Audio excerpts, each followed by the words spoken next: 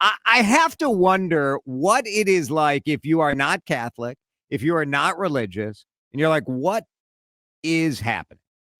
What is happening? But I am Catholic.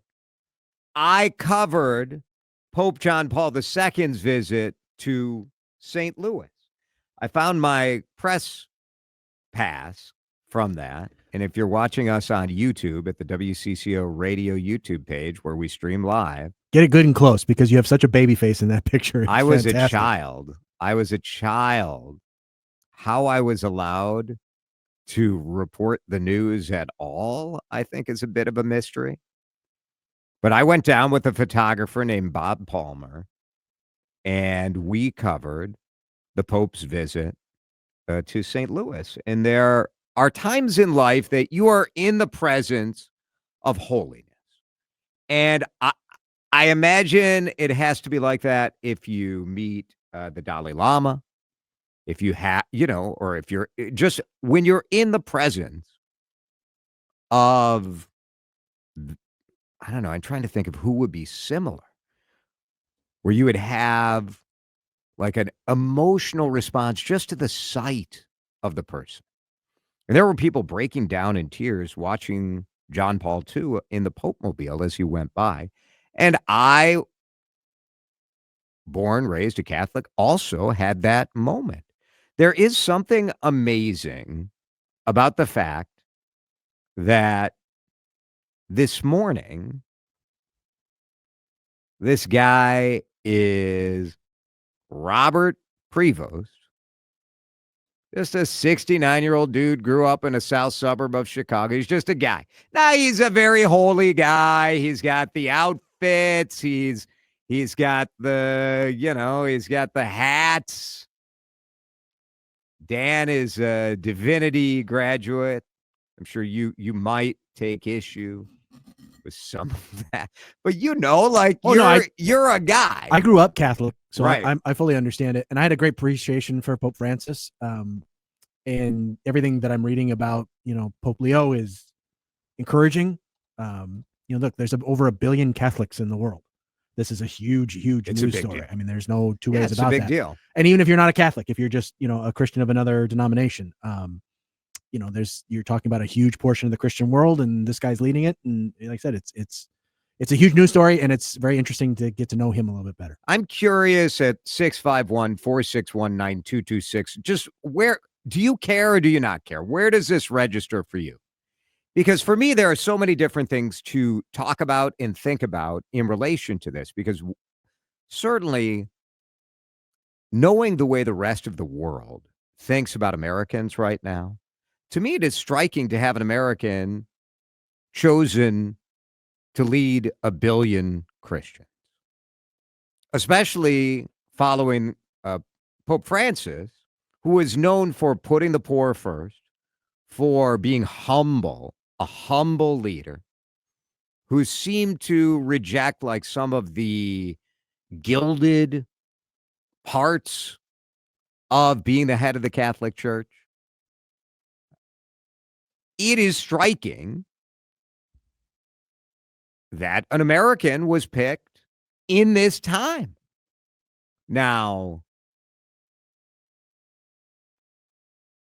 it's sort of, I can't tell if it is interesting or if it is boring that everyone is trying to stick this in like a Trump or not Trump sort of binary. Because that's how we view everything now, right?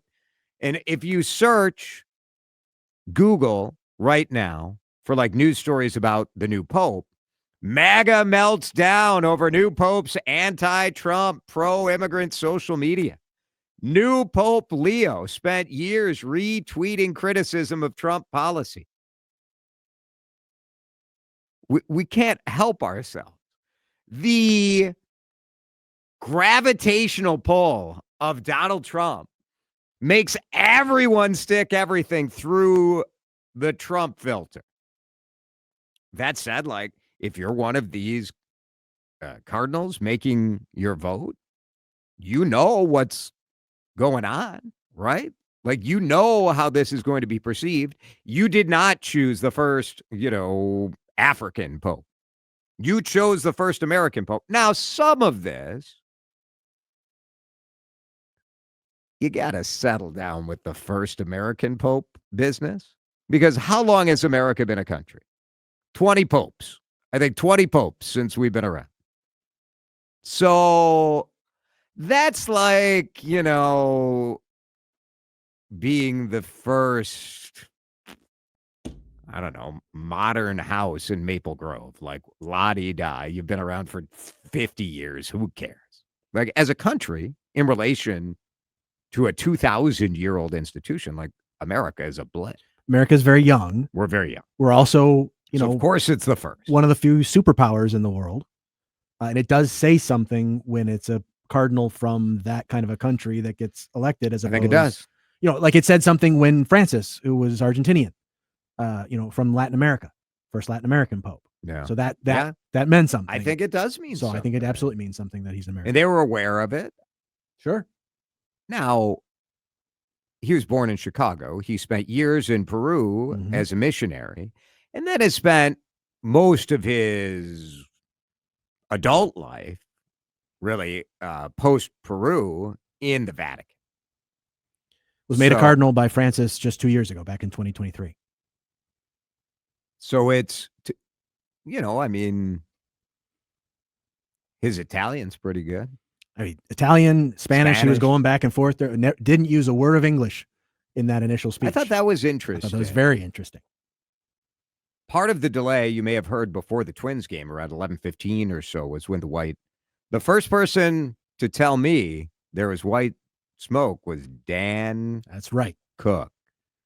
What a producer, honestly. Well, so there had been rumors going around that you had it like right away. There was going to be a vote around 10:30 our time. That was what I was seeing on social media. So I sort of locked in 11:09. Of course, on every news station they had the corner shot of the chimney. Yeah. And just happened to walk around the corner as the white smoke was billowing out. I'm like, okay, here we go.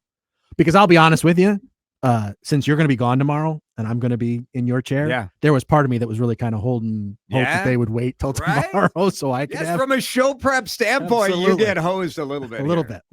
That's okay. It is. But I was paying close attention. I was hoping to see the black smoke there, thinking, we can get it tomorrow. I was watching CBS this morning, and Nora O'Donnell was saying, based on recent history, even though many of the elections have been 4 or 5, 6 times to get the 2/3 majority, that there's a pretty good chance it would happen today. And so, well, they certainly weren't going to let it go through the weekend. You wouldn't think, because that would send a message. Even the Cardinals are like, I'm not working Friday, man. Well, I think that's going to send the message that, there was some question about, would there be divisions? Would there be a significant enough block of Cardinals that wanted to go in a more conservative direction that would hold out, and cause some sort of rift? That discussion was going on. And I think it's very clear that they were trying to not present that face to the world, that they're trying to show a more unified church to the world. For those texting saying, one texter saying, first thing I thought was, how will Trump take credit for this? He has not. He posted just after noon on Truth Social, congratulations to Cardinal Robert Francis Prevost, who was just named Pope. It's such an honor to realize he is the first American Pope. What excitement and what a great honor for our country. I look forward to meeting Pope Leo the 14th. It'll be a very meaningful moment. I felt similarly. I felt pride. I felt shock. I felt pride. And I also felt hopeful for the opportunity to show the world, and this is not a Trump political statement, but I think many people around the world look at the United States and they look at us with envy for our prosperity, for our innovation, for our business success. But they also look at us as sort of selfish, oafish, unkind people. And I think this is an opportunity to show something different. Let's go to Jeff in the East Metro on the CCO Talk and Text line, 651-461-9226. You can send us a voice message, too, if you're listening live on the Audacy app. Jeff, thanks for listening. Go ahead. You're on the air. Hi, Jason. I like your show. I'm a Christian, not a Catholic, but my perspective would be this has nothing to do with Trump, good, bad, or otherwise. What it'll come down to is how close Pope Leo follows the instruction of Jesus Christ, which is to be a servant. Number one, Jesus washed the feet of his disciples in the Last Supper. Being a shepherd, Jesus used that analogy frequently, as we are all sheep, and so we need some guidance. And that's independent of geography, politics, and then being humble. Jesus said, "John, no greater man has walked the face of the earth than John the Baptist," and John the Baptist said he had to become lesser so Jesus could be greater. So John the Baptist is an example of humility. So those three things, being a servant, being a shepherd, and being humble, will determine his success or not. He's also a head of state. Yep. His analytical abilities with math and science will help a lot, because it's my understanding that the Vatican has substantial financial issues, Yes, including the Pope right up to his death. Right.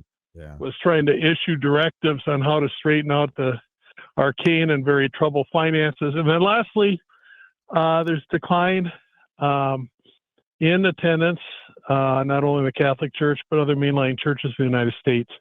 And can he help revive that from a revival standpoint? Yeah. So it has nothing to do with Trump, though Americans look everything through a Trump political It's true. lens. God and Jesus Christ does not. So No, thank goodness. A little longer view from the church, for sure. Thanks, Jeff. Appreciate that. Very thoughtful. Very good call. It is a fascinating moment. And from the human perspective, there is that transformation that I think, I mean, Dan, you know more about this than I do, but certainly the historical tension in one of many historical tensions in Christianity is about this idea that Catholics look at the Pope as God's representative on earth. And yes, he was elected today, but the theological belief is that he was chosen by God. That the Holy Spirit guided the cardinals to vote for him. Right. Yeah. And, that's that Martin Luther wasn't a big fan of that. There are a lot of historical issues with that. To me, what's amazing is again, this idea that this morning, he was Bob. I don't know if anyone called him Bob. If you're from like Dalton, Illinois, you're from Chicago, you could be a Robbie. And today, right now, you're Pope Leo. So this morning, you were a really smart, very godly, think of the favorite priest or pastor in your life. And then think of someone who's like a little smarter than that. That's sort of the vibe I get about this guy, right? And today he's the Pope. You just think it's amazing. And because he's American, we are able to hear from people who like, oh, I was talking to him 2 weeks ago. And you're like, so wild. It's just wild to think about how strange it is for people like in his sphere. And just for him in a moment of reflection when you think like, all right, here's a guy who studied math at Villanova, went into the priesthood, and today, he's almost 70. He's had a long life. And you say like, well, now you're the Pope.